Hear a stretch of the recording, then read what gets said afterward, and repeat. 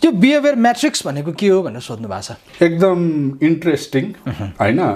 Last time हाम्रो कुरा गर्दाखेरि पनि मैले कुरा गरेको थिएँ, हजुरको बिहेभियर भने कुनै पनि ट्रेडिङ अथवा कुनै पनि मान्छेको पर्फर्मेन्समा हैन 10% को वेटेज चाहिँ उसको सिग्नल हुन्छ क्या, अथवा बाई सिग्नल भनौँ, सेल सिग्नल भनौँ, स्ट्राटेजी भनौँ, त्यो 10% हुन्छ हैन।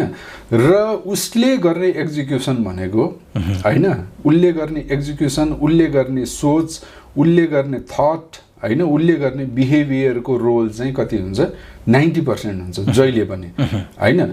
सो बिहेभियर भनेको के भन्दाखेरि तपाईले गर्ने हरकत हैन, तपाईभित्र भएको अनुशासन अथवा भनौँ तपाईको चाहिँ क्यारेक्टर हो के।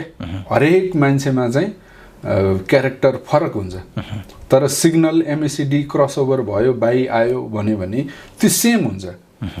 तर त्यो सेम सिग्नलमा चाहिँ 100 जना छ भन्यो भने अब एज अ बिहेभियरबाट हेर्दाखेरि चाहिँ के हुन सक्छ भन्दाखेरि चाहिँ एकदम टाइममा चाहिँ त्यही एमएसिडीमै बाई गर्ने मान्छे भनेको चाहिँ 2-3% निस्किन्छ भने बाँकी चाहिँ के गर्छन्, त्यो टाइममा चाहिँ बाई गर्दैनन् के भनेको बुझ्नुभयो नि। सो बिहेभियर भनेको के हुन्छ, सिग्नल एकदम भ्यालिड छ, राम्रो छ, पर्फेक्ट छ, रिस्क रिवार्ड पनि उ छ, राम्रो छ भन्दा भन्दै पनि अब एक्जिक्युसन पार्ट गर्ने कसले हो, बिहेभियरले हैन। सो बिहेभियर भनेको शेयर बजारमा ट्रेड गर्नलाई, इन्भेस्ट गर्नको लागि चाहिँ एकदम इम्पोर्टेन्ट कुरा हो। जहिले पनि हामीले सिग्नल भन्दाखेरि चाहिँ 10% वेटेज, मार्केटको 10% वेटेजको कुरा गर्थ्यौँ भने अब बिहेभियर भनिसकेपछि अब हामी चाहिँ 90% वेटेजमा चाहिँ कुरा गर्दैछौँ हैन। त्यही नै हो बिहेभियर।